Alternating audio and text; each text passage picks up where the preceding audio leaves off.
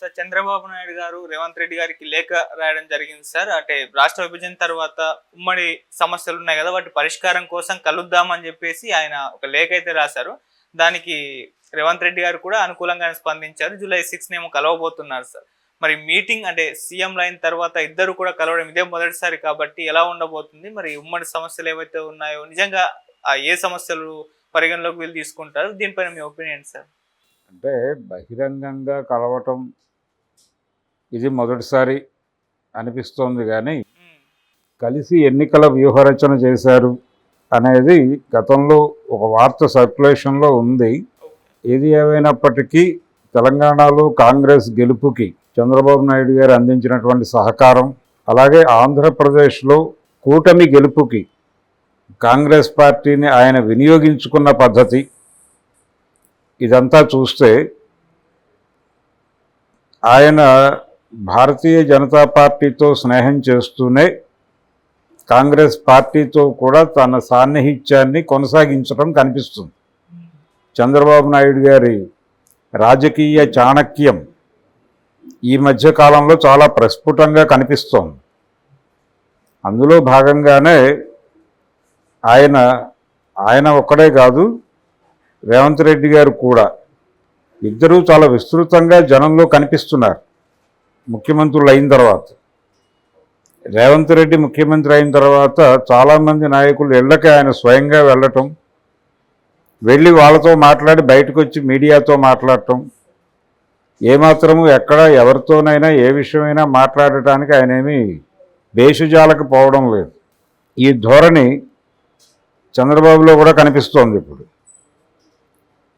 ఆయన పింఛన్ల పంపిణీ కోసం ఒక లబ్ధిదారుడి ఇంటికి వెళ్ళి ఆ కుటుంబంతో అక్కడ కూర్చుని ఇంటరాక్ట్ అవ్వటం, వాళ్ళతో ఆయన జరిపినటువంటి సంభాషణలు, తర్వాత ఆయన వేదిక మీదకి ఎక్కి మాట్లాడినటువంటి విశేషాలు, అంటే గడిచిన ఎన్నికలకి ముందు తెలంగాణలోను ఆంధ్రాలోను ముఖ్యమంత్రులుగా ఉన్న వాళ్ళు అనుసరించిన పద్ధతులకి భిన్నంగా వెళ్ళే ప్రయత్నం చేస్తున్నారు వీళ్ళు.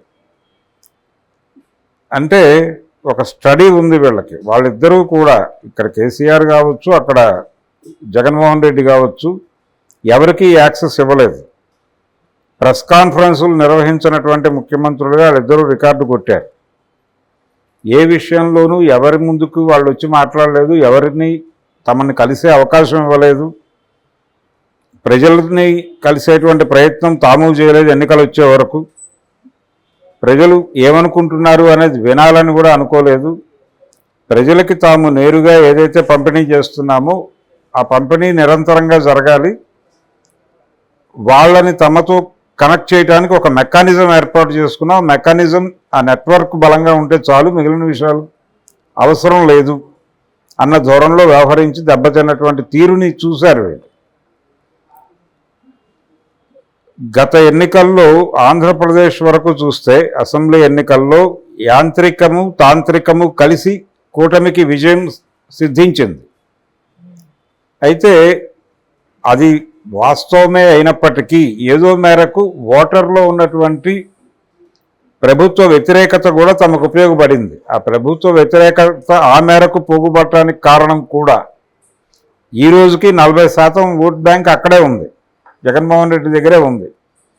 కానీ కొంత ఓట్ బ్యాంక్ స్ప్లిట్ అయింది. ఆ స్ప్లిట్ అయినటువంటి ఓట్ బ్యాంక్ స్ప్లిట్ అవడానికి కారణాల్లో ప్రధానంగా వీళ్ళు ప్రజలతో కలవడానికి ఇష్టపడకపోవడం, ప్రజల ముందుకు రాకపోవడం, ప్రజాప్రతినిధులకు దూరంగా వ్యవహరించడం, అది సర్పంచ్ క్యాడర్ నుంచి అందరినీ బైపాస్ చేసి ప్రత్యేకంగా వీళ్ళే ఒక వ్యవస్థను నిర్మించుకుని రన్ చేయటం, ప్యారలల్ వ్యవస్థ, తద్వారా వీళ్ళందరినీ నిర్వీర్యుల్ని చేయటం, ఇది దీని తాలూకా పరిణామాలు వైఎస్ఆర్సీపీ చవి చూసింది. కాబట్టి మనం అవి చేయకూడదు అని ఒక నిర్ణయం తీసుకున్నట్టుగా కనిపిస్తుంది చంద్రబాబు నాయుడు గారు నిన్న వ్యవహరించిన తీరు. ఎక్కడా వాలంటీర్ వెళ్ళి పింఛన్ ఇవ్వలేదు. నేను ఎక్కడికక్కడ ఎమ్మెల్యేలు ఇచ్చారు. కొన్ని చోట్ల జనసేన హైప్ కావాల్సిన చోట అక్కడ ఎమ్మెల్యే కాకపోయినా పార్టీ పదవిలో ఉన్నటువంటి జనసేన నాయకుడు కూడా వెళ్ళి ప్రభుత్వ కార్యక్రమాన్ని నిర్వహించడం మనం చూసాం. దానికి అనుమతించింది కూటమి ప్రభుత్వం. సో ఇది ప్రోగ్రాం. జగన్మోహన్ రెడ్డి వైఫల్యం నుంచి పొందినటువంటి గుణపాఠం, ఇక్కడ కేసీఆర్ ఓటమి నుంచి పొందిన గుణపాఠంతో వీళ్ళ కదలికలు కనిపిస్తున్నాయి. అలా ఎక్కువగా జనం ముందుకు వస్తున్నారు. ఆయన పోలవరం వెళ్ళాడు, గెలిచిన తర్వాత రాజధాని అమరావతి వెళ్ళాడు, అక్కడ మోకరిల్లాడు. ఆ శంకుస్థాపన జరిగినటువంటి ప్రాంతంలో మోకరిల్లటం చూసాం మనం. ఈ పద్ధతిలో చంద్రబాబు నాయుడు గారి వ్యవహారం నడుస్తోంది. ఈ ప్రాసెస్లో వీళ్ళిద్దరినీ గురు శిష్యులు అని కూడా సంబోధిస్తున్నారు చాలామంది. గురు శిష్యులు కలుస్తున్నారు అనేది ఒక ప్రచారం జరుగుతోంది, కానీ గురు శిష్యులు అనుకోనక్కర్లేదు. మేమిద్దరం ముఖ్యమంత్రుల స్థాయిలోనే కలుస్తున్నాం. టీడీపీ కంటే ముందు తనకు ఒక రాజకీయ జీవితం ఉంది, టీడీపీ కంటే ముందు చంద్రబాబుకు కూడా ఒక రాజకీయ జీవితం ఉంది. కాబట్టి ఆయన కాంగ్రెస్ మనిషే, ఆయన పార్టీలోకి ఈయన కొత్తగా వచ్చాడు రేవంత్ రెడ్డి. ఏది ఏమైనప్పటికీ వీళ్ళిద్దరూ ఎక్కువ కాలం ఆయన నాయకత్వంలో ఈయన పనిచేయటం అనేది ఒక ప్రాతిపదిక అనుకుని ఈ వాదన తీసుకొస్తున్నారు. కానీ రేపు వాళ్ళు కూర్చుని సార్ట్అవుట్ చేయాలనుకుంటున్నటువంటి విషయాలు అంటే ఉమ్మడి రాజధానిగా 10 ఏళ్ళు అయిపోయింది, దీన్ని కొనసాగించే ప్రయత్నం ఏదైనా జరుగుతుందా అనేది కొంతమంది మాట్లాడుతున్నారు. కానీ డెఫినెట్గా ఆ పని ఉండదు, ఆ పని చేయరు. ఇది కాకుండా విభజనకు సంబంధించి ఇక్కడ ఆస్తుల పంపిణీ ఉంది. అంటే హైదరాబాదులో ఆంధ్ర వాటాకి వచ్చేటువంటి ఆస్తులు ఏమిటి, వాటిని ఎట్లా ట్రాన్స్ఫర్ చేయాలి, దాన్ని ఎలా వినియోగించాలి అనే విషయానికి సంబంధించి ఒక ఇదమిత్తమైనటువంటి నిర్ణయం తీసుకోవడం అనేది జరగలేదు. ఆ సమస్యను పరిష్కరించాలి, అది ప్రధానంగా చర్చిస్తారు.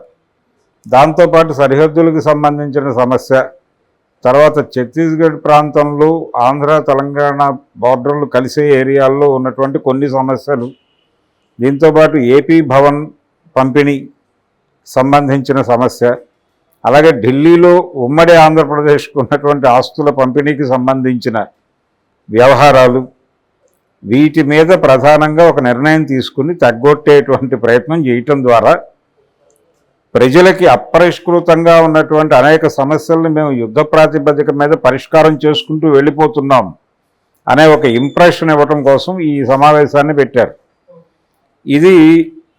ఈ సమావేశం ద్వారా ఆంధ్రాలో ఉన్నటువంటి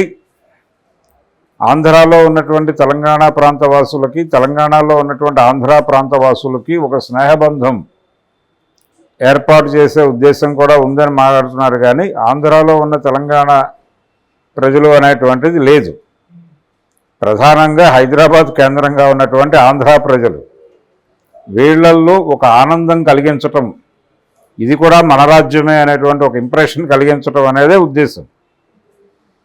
ఈ ప్రయత్నాల్లో భాగంగా అంటే ప్రధానంగా ఆస్తుల పంపిణీకి సంబంధించిన వ్యవహారం, సరిహద్దులకు సంబంధించిన గొడవ, వీటి మీద అదే ఢిల్లీలోనూ హైదరాబాదులోనూ ఉన్నటువంటి వ్యవహారాలు, దీనికి సంబంధించి మాత్రమే వాళ్ళు మాట్లాడుకోబోతున్నారు తప్ప మిగిలిన విషయాలు ఏమీ కాదు. ఇదేదో రాజధాని పొడిగింపు 10 ఏళ్ల నుంచి ఇంకో 10 ఏళ్ళు ఎక్స్టెండ్ చేయాలని మొన్న సుబ్బారెడ్డి మాట్లాడాడు వైఎస్ఆర్సీపీ. అటువంటి నినాదాలు ముందుకు తీసుకొస్తే ఆయన అమరావతి ప్రాజెక్టు వెనక్కి వెళ్తుంది. అందుకని డెఫినెట్గా ఆ పని చేయడు. అలాగే ఈ 2 రాష్ట్రాలకి సంబంధించినటువంటి సాగునీటి ప్రాజెక్టుల నీటి పంపిణీ వ్యవహారానికి సంబంధించి నాగార్జున సాగర్కి కేసీఆర్ చివరి రోజుల్లో జరిగినటువంటి వివాదం, ఇలాంటి ఇష్యూస్ కూడా ఉన్నాయి. వాటి మీద కూడా ఒక నిర్ణయం తీసుకునేటువంటి అవకాశం ఉంది. నీటి పంపిణీ జరుగుతున్నటువంటి పద్ధతి, అలాగే భవిష్యత్తులో అనుసరించాల్సిన పద్ధతి, దాని గురించి కూడా మాట్లాడుకోవాల్సిన అవసరం ఉంది. గతంలోనే ఇలాంటి మీటింగులు జరగాల్సి ఉంది రిపీటెడ్గా అని అనుకున్నారు, కానీ జరగల. వారి ప్రజలతోనే వారు కలవడానికి ఇష్టపడినటువంటి ముఖ్యమంత్రులు తాము